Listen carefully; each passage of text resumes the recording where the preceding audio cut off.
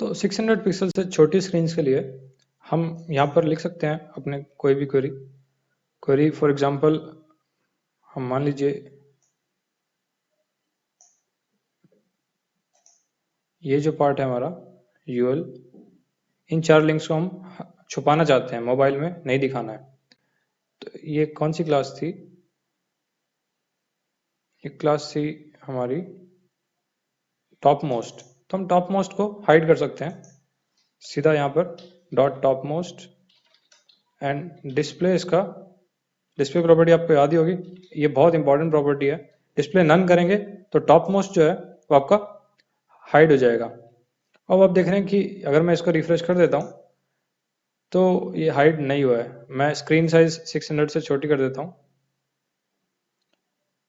And ये मैंने छोटा कर दिया स्क्रीन साइज 570 किया तो ये हाइड हो गया। 600 से जैसे नीचे जाएगा ये हाइड हो जाएगा।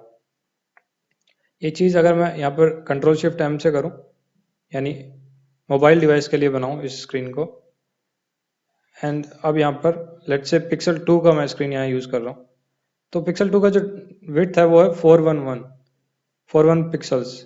बट देख रहे हैं कि आप यहाँ देख रहे हैं कि यहाँ अभी भी दिख रहा है, वो जो हमने हाइड किया था वो दिख रहा है। तो मोबाइल डिवाइसेस अगर मैं इसको बिना इस मोड के यानी डिवाइस टूल बार के बिना अगर मैं सीधा इसको हाइड करूँगा तो ये हाइड हो रहा है, बट मैं मोबाइल डिवाइस का जब भी व्यू करता हूँ तो ये हाइड नहीं हो रहा है। तो इसका एक सिंपल सा रीज़न है, मोबाइल डिवाइसेस के लिए आपको व्यू पोर्ट टैग देना पड़ता है।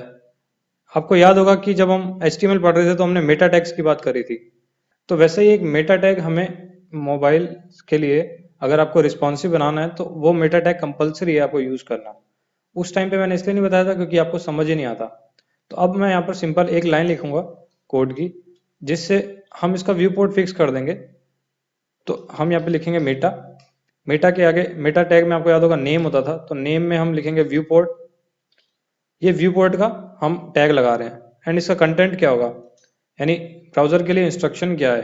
कंटेंट में हम इसको लिखेंगे कि जो विड्थ है वो डिवाइस की विड्थ बन जाए। तो width is equal to device width and comma लगा के स्पेस लगा के हम एक और प्रॉपर्टी लिखेंगे कि इनिशियल स्केल, यानी जब स्क्रीन खुले यानी जब पेज लोड हो तब जो इसका जूम इन या जूम आउट लेवल हो वेबसाइट का वो 1 हो, यानी तो बिल्कुल भी नॉर्मल उसमें खुले। और मैं यहाँ पर मेटा टैग बंद कर दूंगा। ये एक लाइन से ही सारा कुछ फर्क पड़ जाएगा आपका पेज मोबाइल में या किसी भी डिवाइस पे कैसा दिखता है। अब आप ये चीज़ इसको टॉगल करें, कंट्रोल शिफ्ट एम से भी कर सकते हैं वैसे तो। डिवाइस टूल बार मैंने टॉगल की तो आप देख रहे हैं कि ये कैसा पेज मुझे दिख रहा है। पहले कैसा दिख रहा था, मुझे वही चीज़ जूम आउट करके दिख रही थी बट जो पूरा साइज था वो बहुत बड़ा दिख रहा था। अब ये जो पूरा व्यू है एंटायरली चेंज हो गया है। अब मुझे इस व्यू पे काम करना है एंड जो मैंने यहाँ पर क्वेरी लगाई थी 600 पिक्सल से छोटी स्क्रीन के लिए, वो मुझे यहाँ पर अब इसमें पूरा पूरा कोड लिखना है। तो मेन्यू अभी तक हमें एकदम सही दिख रही है। अगर मैं डिवाइस और छोटा कर दूं, लेट्स से गैलेक्सी S5 पे चलाते हैं, तो भी ये जो मेन मेन्यू है मुझे सही दिख रही है। तो इसमें कोई चेंजेस नहीं करूंगा मैं, सिर्फ मुझे लोगों को सेंटर लेके आना पड़ेगा मोबाइल डिवाइसेस के लिए, या फिर सेंटर या फिर फुल स्क्रीन। तो सेंटर सही रहेगा, सेंटर ले आते हैं। अब इसके लिए टैग हमने कौन सा लगाया हुआ है, ID लोगो। तो लोगो को हम सेंटर लेकर आएंगे। आपको याद होगा लोगो के लिए हमने यहाँ पे लिखा हुआ है डिस्प्ले इनलाइन ब्लॉक।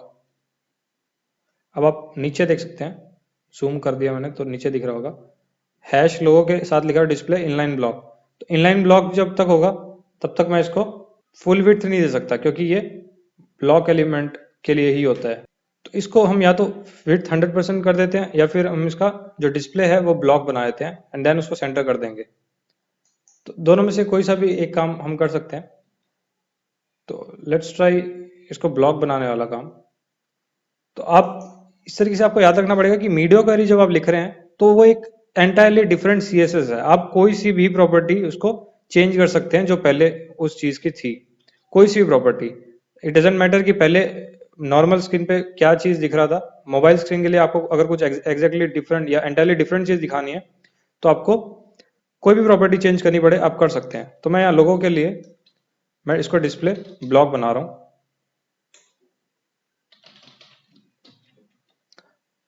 अब ये ब्लॉक बन गया तो आप देख रहे हैं कि फुल विड्थ ले रहा है। अब मुझे सिर्फ इमेज को सेंटर में करना है, या फिर डिव के साथ ही मैं यहीं पे लिख सकता हूँ कि टेक्स्ट लाइन, यानी इसके अंदर का जो कंटेंट है वो सेंटर हो जाए। सेंटर करते ही आप देख रहे हैं लोगो आ गया सेंटर में। इसके आप ध्यान से समझिए कि दो तरीके थे। पहला कि मैं डिस्प्ले ब्लॉक करता या फिर इसका इनलाइन ब्लॉक में ही इसका विड्थ 100% कर देता। दूसरा जो इमेज को सेंटर करने के भी दो तरीके थे। मैं टेक्स्ट लाइन सेंटर से इमेज को सेंटर कर सकता हूँ, या फिर मैं इमेज के ऊपर मैं फुल विड्थ लगा के एंड उसके साथ में मार्जिन लगा सकता था 0 या ऑटो। तो ऐसी जो चीजें हैं ये आपको जो मन करे आप उस हिसाब से बना सकते हैं। बस ये ध्यान रखें कि वो कोड अच्छा हो एंड सारे ब्राउजर्स में चले। अगर आप ज़्यादा पोजिशनिंग एलिमेंट्स यूज़ करेंगे या फिर ज़्यादा अजीब अजीब से पैडिंग या मार्जिन्स लगाएंगे तो वो वियर्ड हो जाता है, कोड ही गंदा हो जाता है। आपको कोड एकदम सिंपल रखना पड़ेगा, एज सिंपल। अब जैसे ये सेम काम जो मैंने आपको दो ऑप्शन बताए, सेम काम आप कैसे कर सकते थे कि आप इमेज के ऊपर पोजीशन रिलेटिव लगा के एंड लेफ्ट लगाते कि लेफ्ट मुझे 25% चाहिए, उससे भी आपका काम सेंटर हो जाता। बट मैंने वो नहीं किया। क्यों? क्योंकि टेक्स्ट एंड लाइन जो सेंटर वाला प्रॉपर्टी है वो रेंडरिंग इजी होगी करने को। आप वो भी कर सकते थे, आप ये सेम चीज कर सकते थे, इसकी जगह टेक्स्ट लाइन हटा देते हैं एंड लेफ्ट 25 कर देते इमेज के लिए, तो भी काम हो जाता ना। बट जो चीज आपको सही लगे, जिसमें सबसे कम कोड लिखना पड़े, वही आप लिखें। तो ये हुआ टॉप का व्यू। अब जो असाइड है उसको हम या तो हटा देते हैं या फिर इसके मेन के नीचे लेके आते हैं। तो सबसे पहले जो काम करना पड़ेगा, हमें मेन टैग को छोटी स्क्रीन में फुल विड्थ में दिखाना पड़ेगा। ब्लॉक कर दिया एंड विड्थ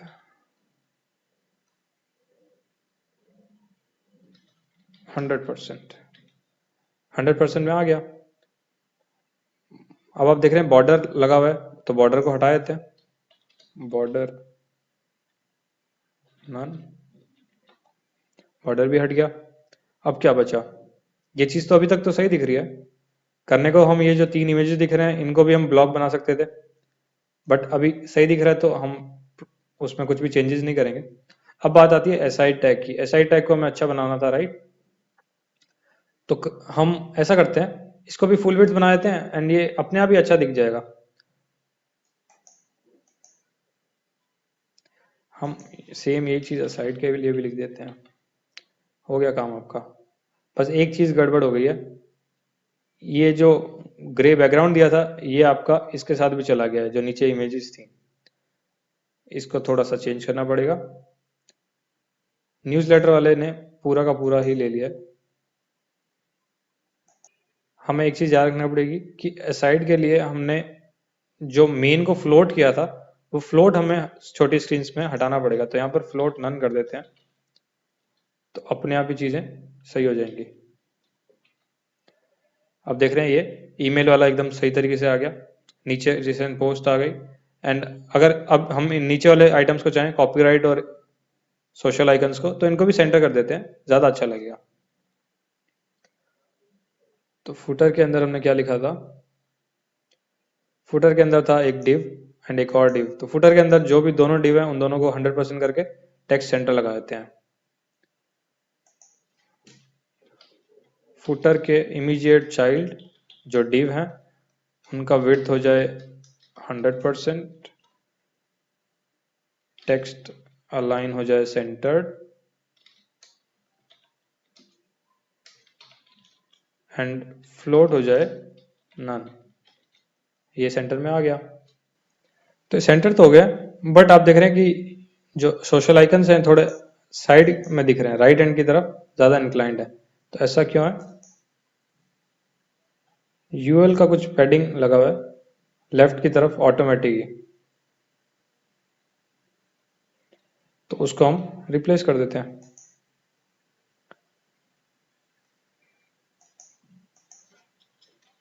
फुटर में जो यूएल है उसका पैडिंग 0 हो जाए। अब ये भी चीज सेंटर में आ गई है। अब सब कुछ सेंटर में है। मोबाइल स्क्रीन में आपकी साइट या आपका ये पेज अच्छा खासा दिख रहा है।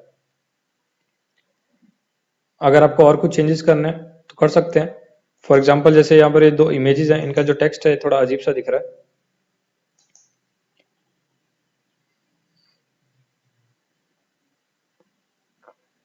इसका फॉन्ट साइज छोटा कर सकते हैं, बट ये भी कोई जरूरी नहीं है, मर्जी है। मतलब हम थर्ड रो के लिए चाहें तो लिख सकते हैं, थर्ड रो के अंदर जो पैराग्राफ टैग्स हैं उनका फॉन्ट साइज 0.8 छोटा हो गया वो टेक्स्ट।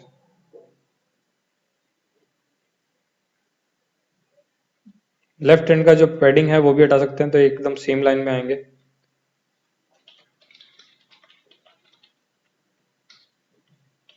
पूरा ही पैडिंग हटा देते हैं हम, लेफ्ट का ही नहीं, पूरा ही।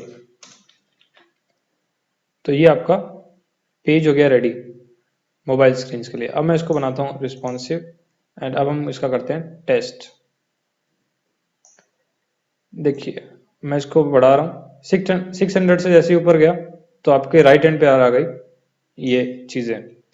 अब जो 600 से ऊपर वाला जो एरिया है, यहाँ पर न्यूज़लेटर वाला ब्लॉक बहुत गंदा दिख रहा है, तो हम या तो इसको हटा सकते हैं या फिर इसका पैडिंग कम करके इसको छोटे में एकदम सही दिखा सकते हैं।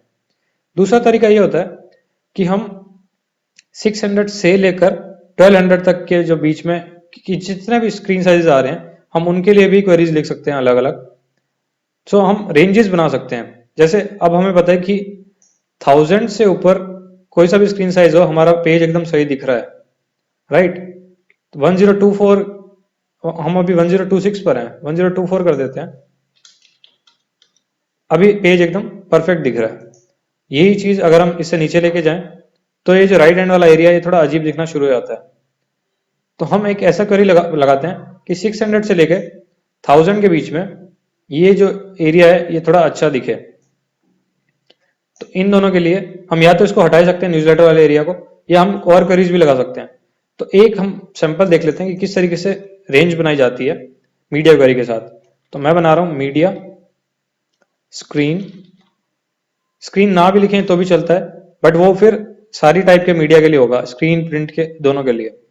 तो मैं मीडिया स्क्रीन, एंड जो हमारा मिन विड्थ है वो 601 पिक्सल होना चाहिए, यानी 600 से ऊपर जितने भी स्क्रीन है, एंड मैक्स विड्थ जो हो वो 1024 पिक्सल।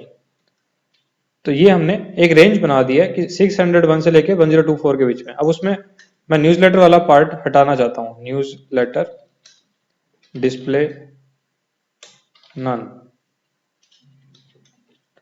अब मैं जैसे स्क्रीन को छोटा करूंगा तो एकदम परफेक्ट चल रहा है, बट जैसे 600 से नीचे गया तो आप देख रहे हैं यहाँ पर ये ब्लॉक आ गया। 600 से ऊपर जाएगा तो ये ब्लॉक हट गया है यहाँ पे राइट हैंड से, तो अभी भी ओके। एंड जैसे 1000 से ऊपर जाएगा वो ब्लॉक वापस आ जाएगा।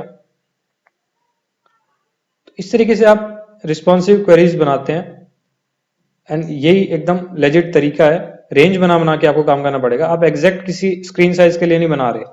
आपको ये याद रखना पड़ेगा कि रिस्पॉन्सिव का मतलब ये है कि आपको हर एक स्क्रीन साइज के लिए नहीं बनाना, हर पिक्सल के लिए थोड़ी लिखेंगे कि 600 से लेके 601 के लिए भी लिख रहे हैं एंड 602 के लिए भी लिख रहे हैं। That doesn't make sense.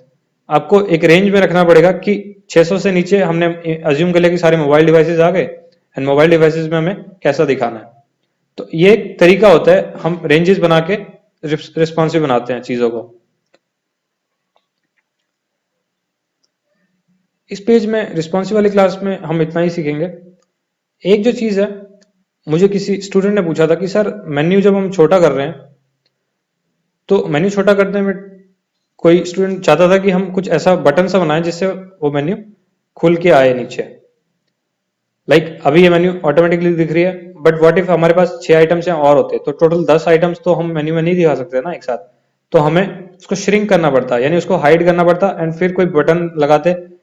Menu का जो बटन होता है उसको कोई टैप करता तो फिर मेन्यू खुल के आती। तो ऐसा कुछ बनाने के लिए मैंने एक्सप्लेन भी किया था उस स्टूडेंट को, बट मैं आप सभी को बताना चाहता हूँ। सीएसएस जो काम करता है वो स्टेट्स पे करता है। वो मतलब सीएसएस जो भी काम करेगा वो डिपेंड करेगा कि आपकी एलिमेंट की स्टेट क्या है। वो क्लिक्ड है, वो होवर करा हुआ है उस पर, वो एक्टिव है या फोकस्ड है, इस टाइप से वो स्टेट पे काम करती है। बट जो आपके बटन क्लिक्स हैं ये क्लिक इवेंट्स होते हैं। जो इवेंट हैंडलिंग होती है वो सिर्फ और सिर्फ जावास्क्रिप्ट के थ्रू ही आप कर सकते हैं। मतलब मुझे तो नहीं पता कि कोई भी ऐसा तरीका है जिसमें हम सीएसएस में बटन के बाद यानी बटन क्लिक को हम सीएसएस से कहीं इंटरेक्ट करवा सके। हम उसके क्लिक होने के बाद चीजें चेंज कर सकते हैं, यानी दिखने में जरूर बना सकते हैं, बट क्लिक जब हुआ उस इवेंट को हैंडल नहीं कर सकता सीएसएस। उसके लिए सिर्फ और सिर्फ जावास्क्रिप्ट आपका एक ऑप्शन है। तो आपको अगर उस टाइप के इवेंट्स बनाने हैं तो आपको जावास्क्रिप्ट सीखनी पड़ेगी। थोड़ा सा जो स्टार्टिंग है वो मैं आपको बता देता हूँ कि किस तरीके से हो सकता है, एंड डिटेल में आपको खुद पढ़ना पड़ेगा क्योंकि हमने जेएस जो है वो कोर्स से हटा दिया है। तो मैं जेक्वेरी के थोड़े से फंडे आपको बताऊंगा कि किस तरीके से आप बेसिक बेसिक चीजें कर सकते हैं, जैसे कि कोई बटन क्लिक होने पे क्या एक्शन होना चाहिए, या होवर करने पे क्या होना चाहिए, या फिर इस टाइप की जो चीजें हैं दो चार मैं आपको बताऊंगा जरूर। बट जेक्वेरी कंप्लीट मैं आपको नहीं बता सकता क्योंकि वो एक बहुत अलग वास्ट एरिया है एक्सपर्टीज का, तो वो आपको खुद ही सीखनी पड़ेगी। ये यहाँ पर इस पॉइंट पर आपका सीएसएस जो होता है वो कंप्लीट हो चुका है। आपको मैंने ऑलमोस्ट सारी प्रॉपर्टीज के बारे में थोड़ा थोड़ा बताया, एंड जो एक एरिया जो रह गया है वो है ट्रांजिशंस का, यानी एनिमेशंस का। तो ट्रांजिशन वाला जो एरिया है वो एडवांस में ही आता है, बट एडवांस के और चीजें जो है मैंने आपको क्लियरली बता दी है। तो ट्रांजिशन में चाहूंगा कि आप खुद ही प्रैक्टिस करें सो दैट आपको ज्यादा अच्छे से समझ आ जाए। ट्रांजिशन एक बहुत बड़ा पार्ट नहीं है सीएसएस का, उसमें 3-4 प्रॉपर्टीज हैं, वो आप अच्छे से कर लेंगे तो आपको ट्रांजिशंस भी आ जाएंगे, यानी एनिमेशन बनाने भी। आपको मेजर जो वर्क करना होगा वो आपको अपने सीएसएस की उन्हीं प्रॉपर्टीज पे करना होगा जो मैंने आपको अभी तक बताई हैं। एंड ऑनेस्टली आपके असाइनमेंट्स मैंने देखे थे, अभी तक मैं बहुत डिसअपॉइंटेड हूँ आप लोगों के असाइनमेंट से, यानी जो HTML का असाइनमेंट 2 था मैं उसकी बात कर रहा हूँ। बहुत ही डिसअपॉइंटेड हूं मैं, क्योंकि आपके जो असाइनमेंट्स थे बहुत कम लोगों ने इमेज ढंग से अपलोड करी है, बहुत कम लोग इमेज के फाइल पाथ को समझ पाए कि कैसे काम करता है। एंड जो टैग्स थे सीरियसली आप लोगों से मैं बहुत बेटर एक्सपेक्ट कर रहा था, बट मेरी एक्सपेक्टेशन की गलती है, मुझे नहीं एक्सपेक्ट करना चाहिए था। आप लोगों ने जो टैग्स लगाए हैं मुझे नहीं पता आप लोगों ने कहाँ से पढ़े हैं। कुछ लोग फॉन्ट टैग यूज कर रहे हैं, कुछ लोग सेंटर टैग यूज कर रहे हैं, कुछ लोग अपने ही खुद के टैग बना रहे हैं। सो आई डोंट नो आप लोग कहाँ से सीख रहे हैं, या फिर क्या आपको इन्फ्लुएंस है कि आप पुरानी चीजें यूज कर रहे हैं जो कि अब करीब 5 साल पहले यूज होनी बंद हो गई है। तो फिर से रिक्वेस्ट करूंगा, कोड स्ट्रिक्टली आप उसी चीज को फॉलो करें जो मैं पढ़ा रहा हूँ। जो बेस्ट ऑफ मेरी नॉलेज है मैं आपको देना चाह रहा हूँ, बट हो सकता है बहुत सारी चीजें ऐसी भी हो जो मैंने या तो गलत पढ़ाई हो या फिर मुझे नहीं बताऊं, बट जो मैंने आपको पढ़ाया है वो एकदम बेस्ट ऑफ माई नॉलेज है। एंड ये नॉलेज आउटडेटेड नहीं है। आप जो टैग्स कर यूज कर रहे हैं फॉन्ट टैग या फिर सेंटर टैग्स या और भी कुछ उस टाइप के टैग्स, वो सब आउटडेटेड है, एंड उनको ना यूज करें तो बेटर है। मतलब आप खुद अपना नुकसान कर रहे हैं। तो ये चीज आप प्लीज ध्यान रखें, जो चीज मैं पढ़ा रहा हूँ उसके आप नोट्स बनाएं, उसको प्रैक्टिस करें, इतना काफी है। You can be a developer.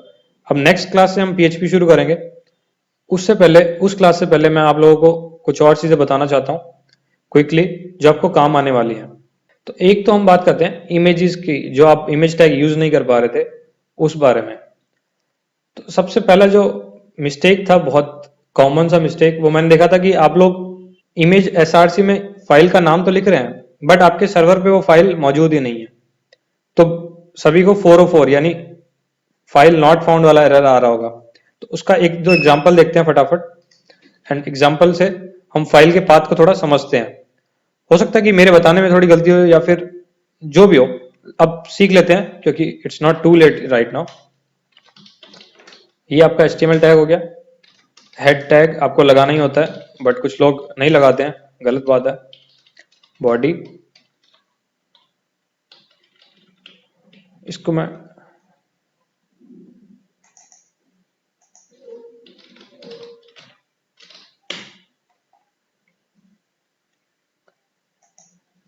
अब ये बॉडी है। अब मैं इमेज SRC लिख रहा हूं। अब मेरा जो सोर्स है इसमें दो तरीके के पाथ होते हैं, एक होता है रिलेटिव पाथ, एक होता है एब्सोल्यूट पाथ। अब आपको रिलेटिव और एब्सोल्यूट थोड़ा थोड़ा CSS से भी आप रिलेट कर सकते हैं अगर आप करना चाहें तो, नहीं तो मैं सिंपल फंडा बताता हूं। रिलेटिव पाथ का मतलब है कि अगर मैं अपनी बात कर रहा हूं तो उसमें रिलेटिव क्या हुआ, यानी मेरे रिलेटिव कौन हुए, यानी मेरे जो फैमिली मेंबर्स हैं वही, जो मेरे साथ रहते हैं वो हुए मेरे रिलेटिव। एब्सोल्यूट कौन हुए, जो मेरे रिलेटिव्स नहीं है। मैं उसका थोड़ा और एक्सप्लेनेशन आपको देता हूं।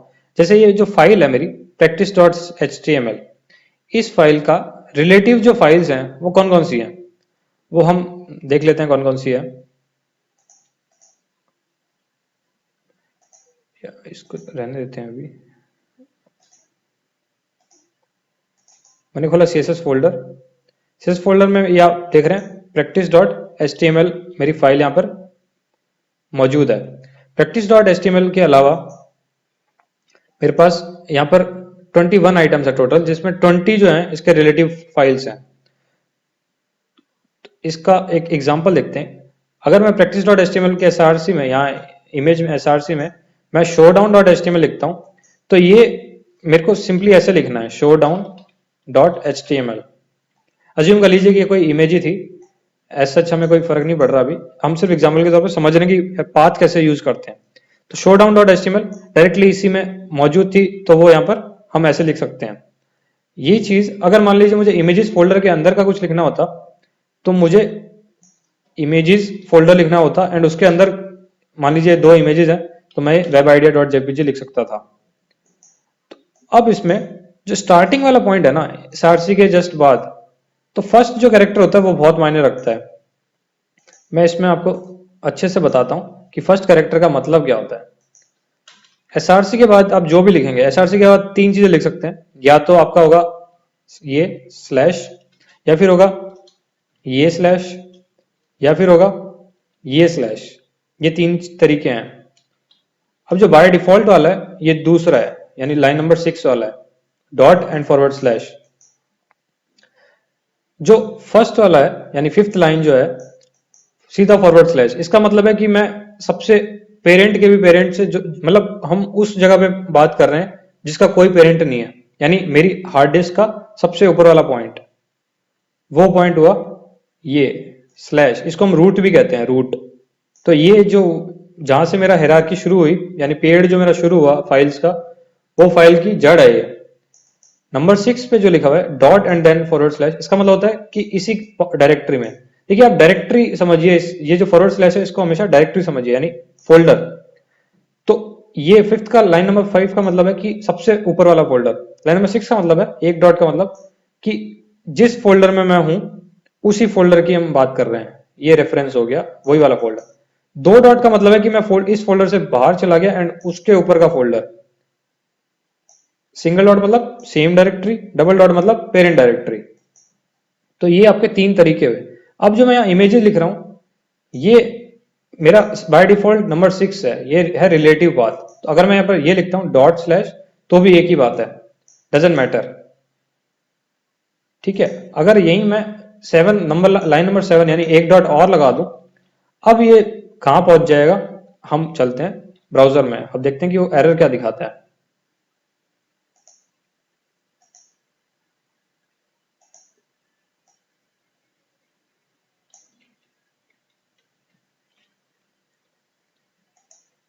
मैं गया कंसोल पर, तो कंसोल मुझे एरर क्या दे रहा है, इसको रिलोड कर देते हैं। मुझे एरर दे रहा है कि images slash web idea found नहीं हुआ, यानी मिला नहीं इसको, ये फाइल नहीं मिली। ऐसा क्यों है, क्योंकि मैं इस फोल्डर से बाहर चला गया। अब मैं कौन से फोल्डर में था, CSS फोल्डर में। CSS फोल्डर से बाहर मुझे क्या मिलेगा, CSS फोल्डर मिलेगा, फिर से मुझे फिर से HTML फोल्डर मिलेगा एंड एक दो फाइल जो और है वो मिलेंगी। तो अगर मैं यहाँ पर लिख दूं CSS फोल्डर, उसके अंदर इमेजेस, तो अब मैंने यहाँ पर क्या किया एक्चुअली, देखिए लेफ्ट पे मेरी इमेज आ गई है। अब इसका मतलब क्या हुआ, मैं पहले इस फोल्डर से बाहर गया, यानी जिस फोल्डर में मैं हूं, तो CSS से बाहर क्या गया, बाहर गया यानी CSS के पेरेंट में गया। अब उसके अंदर मैंने उस पेरेंट से मैंने CSS फोल्डर पूछा एंड उसके अंदर इमेजेस फोल्डर में गया। ये हो गया आपका पाथ लिखने का तरीका। अगर मैं इससे फिर से बाहर चला जाऊं एंड फिर से CSS में आ जाऊं, तो ये भी मेरा काम कर रहा है। इसका क्या मतलब है, मैं CSS से बाहर गया, फिर CSS के अंदर आया, फिर CSS से बाहर गया एंड फिर उसके अंदर आया। अब मैं इसमें बाहर जाके, मतलब CSS के अंदर जाकर एंड फिर मैं डॉट लगा सकता था, तो भी ये काम करता। क्यों? क्योंकि CSS के अंदर ही मैं उस फाइल को मांग रहा हूं। तो ये इसमें कंफ्यूज होने की बात नहीं है, सीधा सीधा आप प्रैक्टिस करेंगे तो आपको समझ आ जाएगा कि कौन सी फाइल कब मैं कैसे रेफरेंस कर रहा हूं। ये हुआ फाइल को रेफरेंस करने का तरीका। दूसरी बात आती है फाइल अपलोडिंग आप कैसे करें, तो आपके पेज में क्यों नहीं दिखती है। उसका एक सिंपल सा फंडा है। आप जब अभी टेस्टिंग में मैं बना रहा हूँ, webidea.jpg मेरी फाइल जो है वो इमेजेस के अंदर यहाँ मौजूद है। अब आपको अगर वेबसाइट पे दिखानी है तो भाई वेबसाइट के फोल्डर में भी तो आपकी इमेज होनी चाहिए ना। वेबसाइट के इमेज में फोल्डर कैसे जाएगी, आपको ये फाइल अपलोड करनी पड़ेगी।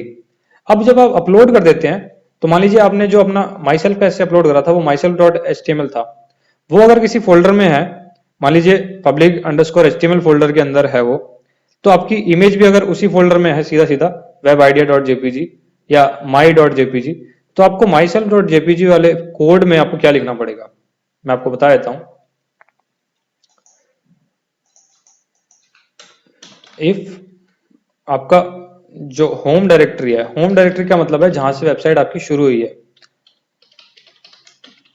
तो आप अगर पब्लिक इसमें होम डायरेक्टरी आपकी public_html है, तो आप वेबसाइट जो विजिट करते हैं वो कैसे करते हैं, यानी माई सेल्फ का अगर आपको फाइल देखनी है तो कैसे देखेंगे। मान लीजिए मेरा यूआरएल है imsmart.com एंड उसके अंदर आपने माई सेल्फ का ऐसे डाला था तो myself.html हो गया, ये बना आपका यूआरएल, राइट। तो ये जो स्लैश लगा है ये स्लैश है इसका रिलेटिव, ये होम डायरेक्टरी के अंदर, क्योंकि आपकी myself.html फाइल जो है वो public_html के अंदर है। ठीक है, मैं यहाँ पर लिख देता हूँ myself.html इसके अंदर है, public_html के अंदर contains myself.html, तो आपका यूआरएल ये बना।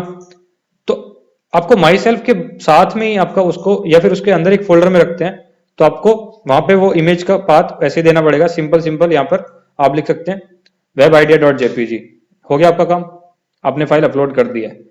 कुछ लोग इसको public_html के रिलेटिव अपलोड कर रहे थे, आपको public_html के अंदर अपलोड करना है, ना कि उसके बराबर में। उसका सिबलिंग बनाना और उसका चाइल्ड बनाना अलग अलग बातें हैं। एंड एक चीज आप पता नहीं क्यों भूल जाते हैं, public_html के अंदर जो चीजें हैं सिर्फ और सिर्फ वही एक कस्टमर को या एक यूजर को या एक विजिटर को आपकी वेबसाइट पे दिखेंगी। public_html के बाहर जो भी है वो कोई पर्सन नहीं देख सकता है। ये चीज आपको समझनी पड़ेगी कि होम डायरेक्टरी से बाहर नहीं जाता आपका वेबसाइट कभी भी, इस डायरेक्टरी के अंदर ही रहेगा। अब मान लीजिए केस नंबर 2, आपने public_html के अंदर एक फोल्डर बनाया, myself या फिर ऐसे नाम का एक फोल्डर बनाया, ठीक है। तो बात आपका बन गया ये, इस फोल्डर के अंदर आपने मान लीजिए एक फाइल बनाई myself.html, तो आपका पाथ बन गया myself.html। अब आपने जो आपकी इमेज फाइल थी वो आप कहां अपलोड कर रहे हैं, public_html/essay/ आप essay के अंदर अपलोड कर रहे हैं my.jpg। तो भी आपको कोड में चेंज करने की जरूरत नहीं है, आप myself के सीधा आप यहां पर बिना किसी चीज के सीधा वेब आइडिया यहां पर ये लिख सकते हैं, ये कोड काम कर जाएगा। बट ये चीज अगर आपको रेफरेंस करनी है आगे स्लैश वगैरह लगा के, तो इस केस में मैं आपको बता देता हूँ किस किस तरीके से आप रेफरेंस कर सकते हैं। मैं myself के अंदर का कोड बता रहा हूँ, imgsrc में आप my.jpg लिख सकते हैं, एकदम सही होगा। दूसरा जो तरीका है आप लिख सकते हैं /essay/my.jpg, क्योंकि आप इस बार रूट में गए ना, तो रूट कौन सा था हमारा public_html, ये भी सही तरीका है। दूसरा तरीका आप ऐसे लिख सकते थे my.jpg, ये भी काम करता। तो ये समझिए आप इतने सारे तरीके थे जो आपके सही थे। केस 3 की बात करते हैं। केस 3, public_html के अंदर ऐसे फोल्डर के अंदर ही आपने फाइल बनाई थी myself.html, एंड आपने जो इस बार इमेज अपलोड करी वो आपने कर दी बाहर ही my.jpg, public_ के अंदर कर दिया आपने, ठीक है। अब आप जब आपका जो यूआरएल बनेगा, इस केस में यूआरएल बना था smart.com/essay/myself.html ये बना था।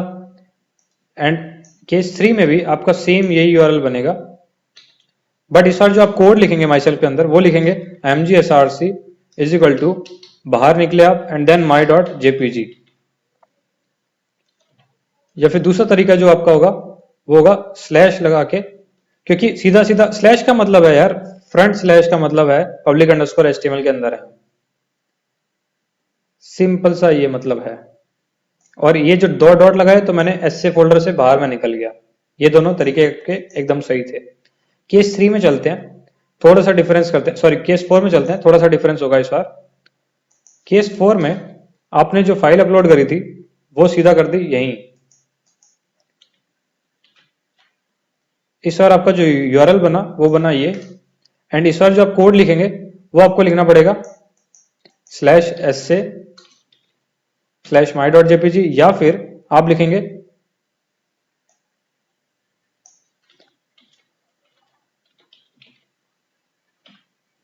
essay/my.jpg। ये आपके हुए दो तरीके। तीसरा तरीका आप यहाँ पे सिंगल ये डॉट भी लगा सकते थे, ये तो बाय डिफॉल्ट होता ही है। तो कुछ इस तरीके से आपका फाइल हायरार्की काम करता है। ये चीज आप जेपीजी ऐड, ये तो इमेज ऐड करने का तरीका है, स्क्रिप्ट ऐड करें, सीएसएस ऐड करें, कुछ भी ऐड करें, आपको ये फाइल सही तरीके से बनानी होगी। एंड ये चीज आपको याद रखनी पड़ेगी, भाई फाइल वेब सर्वर पे होगी ही नहीं तो यूजर को दिखेगी कैसे। आप अपने मोबाइल वाली इमेज को चाह रहे हैं कि भाई मेरा वेब सर्वर पे दिखा दे, तो ऐसे तो पॉसिबल नहीं ना। आपको अपने मोबाइल या डेस्कटॉप में जो भी आपकी इमेज है वो उसको वहां अपलोड करनी पड़ेगी, तब जाके वो आपकी वेबसाइट दिखाएगी, अदरवाइज नहीं दिखा सकती। ये हुआ फाइल रेफरेंसिंग का तरीका। आई होप आपको अब समझ आ गया हो। नेक्स्ट असाइनमेंट में मैं ऐसी गलतियां नहीं चाहता। हाँ, नेक्स्ट असाइनमेंट की भी बात कर लेते हैं। नेक्स्ट असाइनमेंट सिंपल है, आपको अपना एक पेज बनाना है, माई सेल्फ कह लीजिए या फिर इस बार आप समझ लीजिए प्रोफाइल पेज बनाना है आपको। जैसे आपका फेसबुक का प्रोफाइल होता है तो सेम वैसे ही आपको एक प्रोफाइल पेज बनाना है। इतना एडवांस नहीं जैसा कि फेसबुक का अभी है, बट एटलीस्ट आप वो तो बना सकते हैं कि जो आपका फेसबुक का 2005 में 6 में था। तो आप देख सकते हैं कि कैसा दिखता था।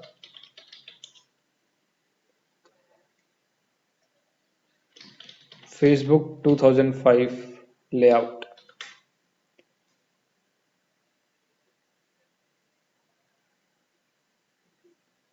तो ये कुछ ऐसा दिखता है। अब इसमें मुश्किल क्या आने वाली है आपको वो मुझे नहीं पता। आपको कुछ इस तरीके से चीजें दिखानी है। अगर आप और अच्छा चाहें तो यार 2010 वाला लेआउट या 2012 वाला लेआउट भी चला सकते हैं, आई डोंट माइंड सकते हैं। This is what I want from you. Mobile पे भी अच्छा दिखना चाहिए, डेस्कटॉप पे भी अच्छा दिखना चाहिए, एंड सेम ये चीज आपको बनानी है। एग्जैक्टली ये चीज आपको बनानी है। दिस इज इट, ये आपका असाइनमेंट है। आपके जो पॉइंट्स होंगे मैं देखूंगा कि किसने कितना अच्छे तरीके से इसको बनाया है, एंड जो डिटेल पे ध्यान दिया है वो कैसा किसने दिया है। ये इमेज आपको मिल जाएगी, एंड एग्जैक्टली ये इमेज आपको मुझे प्रोजेक्ट में दिखानी है। नेक्स्ट प्रोजेक्ट आप अपना लिंक देंगे, प्रोवाइड करेंगे तो काम चलेगा। तो ये आपका असाइनमेंट है। हाँ, एक और चीज मैं क्लियर कर दूं अभी से ही, आप लोगों ने, बहुत सारे लोगों ने, मैं बता रहा हूं, वर्डप्रेस के ब्लॉग में ही अपना कोड लिख दिया है, which was not the assignment. जो आपको दिया गया था आपने वो गलत किया है। कुछ लोगों को मैंने कह के सही करवाया, कुछ लोगों ने गलत किया बट साथ में कोड प्रोवाइड किया था तो मैंने उस हिसाब से मार्क कर दिया। बट आपको एक्चुअल में एक HTML फाइल अपलोड करनी थी। फाइल अपलोडिंग में जिन लोगों को दिक्कत आ रही है, फोरम्स में लिखा हुआ है, मैंने अपने ब्लॉग में भी लिखा हुआ है कि फाइल जो वेब होस्ट पर आप जो काम कर रहे हैं उस पर कैसे फाइल अपलोड करनी होती है। files.000webhost.com पर जाएंगे तो आपको काम मिल जाएगा। ये इमेज आपको प्रोवाइड कर दी जाएगी, एंड यही आपको असाइनमेंट में बनाना है। So thank you for watching, see you soon again, bye bye.